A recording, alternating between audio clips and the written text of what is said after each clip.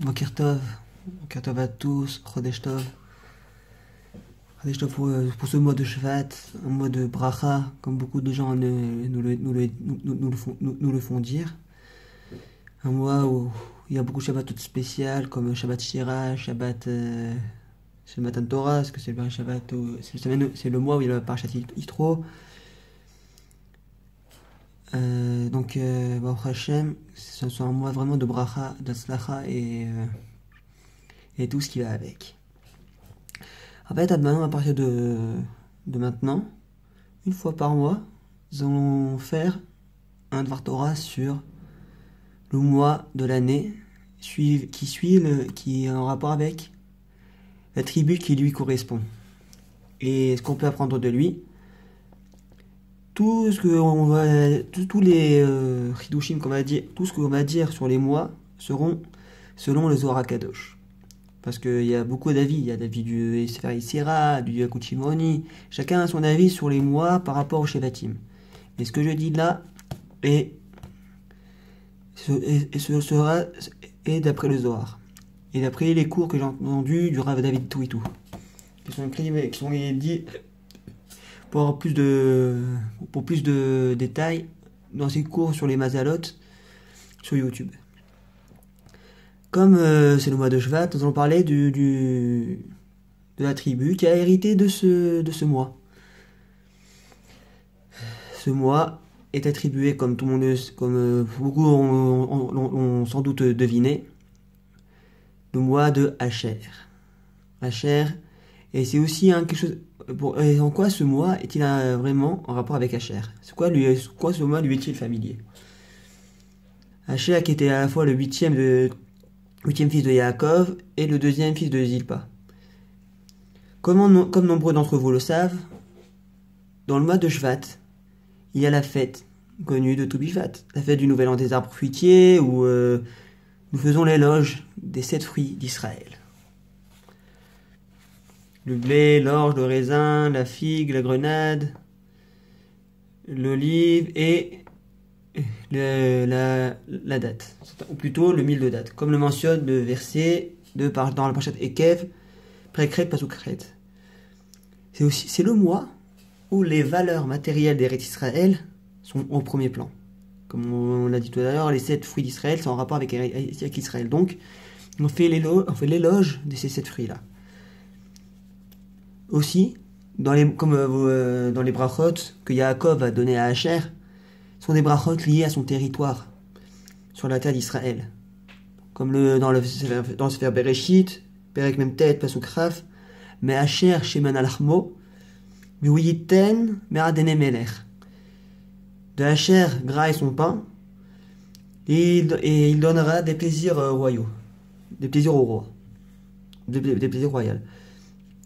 Dans ce verset, on parle du territoire d'Asher qui sera rempli de nourriture, de fruits et de légumes en tout genre, en abondance, et qu'il sera un délice pour les rois.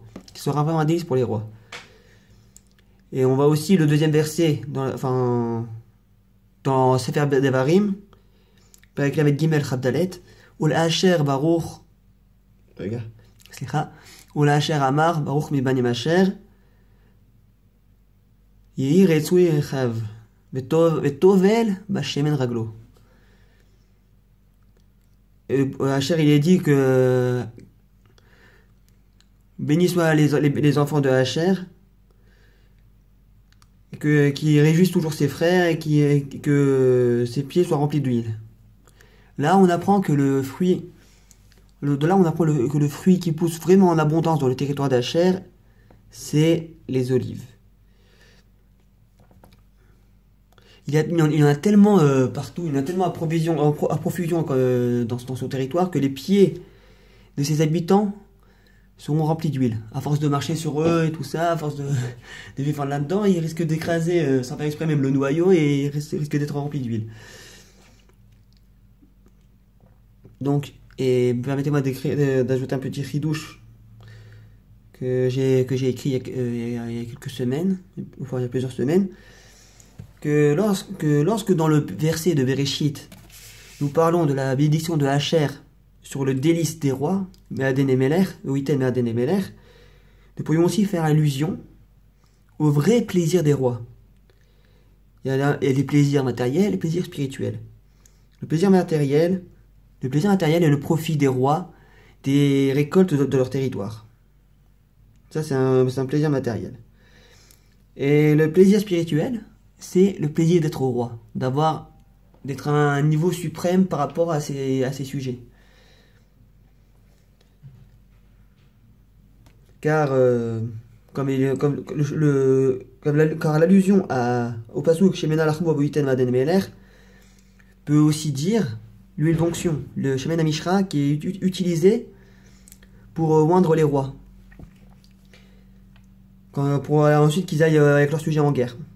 Donc ça fait partie du côté spirituel, du côté Shemen Amishra qui vient pour oindre le roi afin qu'il aille se battre, qu'il aille avec ses soldats. Parce que le plaisir d'être, est-ce que pour certaines personnes, c'est un vrai plaisir d'être au roi, d'être au-dessus des autres. Afin qu'ils aillent au sujet en guerre. Car le mot l'achmo, comme il est mentionné dans le pasouk, vient de la même racine que le mot milchama. Donc l'achmo, pour avoir son pain, pour avoir quelque chose, il faut le travailler. Donc ça ajoute aussi un autre plaisir des rois. C'est-à-dire qu'au lieu que ce soit seulement un plaisir de nourriture, c'est aussi un plaisir, c'est aussi le fait qu'ils vont toujours à la guerre. Et c'est quoi le plaisir des rois? C'est la conquête des autres territoires. Quand ils ont conquis un territoire, ils sont heureux parce qu'ils ont conquis quelque chose de plus grand. Ils ont ajouté quelque chose à leur patrimoine. Et un deuxième pérouge que j'ai écrit par rapport au deuxième verset dans le Sefer Devarim, à propos de Tovel Vachem en Raglo, que pour vouloir dire que comme l'huile d'olive qui s'écoule comme un ruisseau dans les plaines du territoire d'Asher, comme le mentionne Rachid dans son commentaire sur la bracha d'Asher dans Sefer Devarim, la royauté de Yehuda restera présente et continuera à couler, à grandir, à être reconnue jusqu'à la venue du Mashiach. On fait référence au fait que l'huile d'olive qui est utilisée pour oindre aussi les rois peut aussi vouloir dire que comme l'huile d'olive qui coule, comme le territoire de Asher est rempli d'huile d'olive qui coule comme un ruisseau, la bracha, la royauté de Yehuda continuera à grandir et à couler, à verser vers le haut jusqu'à la venue du Mashiach. En quoi ce mois est important? Il y a des choses extraordinaires dans ce mois, des cours aussi que j'ai entendus hier aussi, très beau, que en fait tout est lié, que Asher est hérité de ce mois. Par exemple, comme vous savez, le siman de Asher, c'est l'arbre, c'est l'olivier. Faut vous dire que c'est Tovel, que tout est lié par rapport au fait que c'est un mois d'abondance, un mois où on commence déjà à parler des fruits d'Israël, alors que nous sommes encore en hiver où les fruits ne poussent pas, littéralement. Certains fruits poussent, certains non, mais la grande majorité des fruits poussent dans des périodes de printemps, par exemple.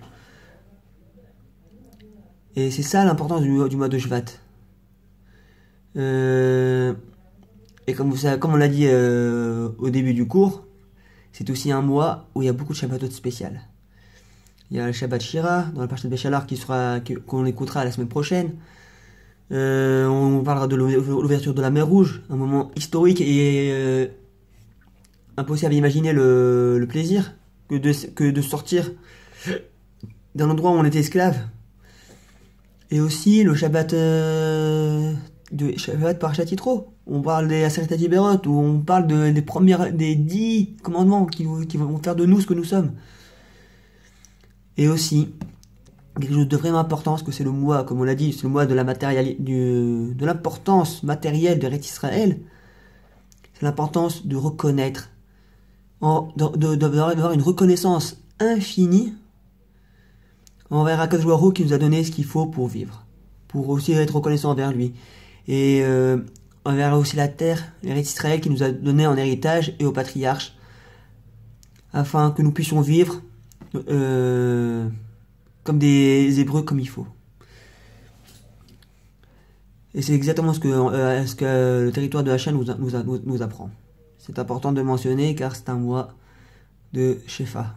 Et comme vous savez, il y a aussi beaucoup de rabbanim qui ont eu leur Iloula de ce mois-ci. Comme l'un des plus connus, Rabbi Israël Abu Hatzera, Baba Saleh, dont sa Iloula est le Dalet Beshvat. C'est chez Sruto Yagan Alenu.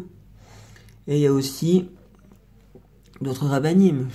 Si je me trompe pas, il y a aussi le Iloula du Rambam, c'est ce mois-ci.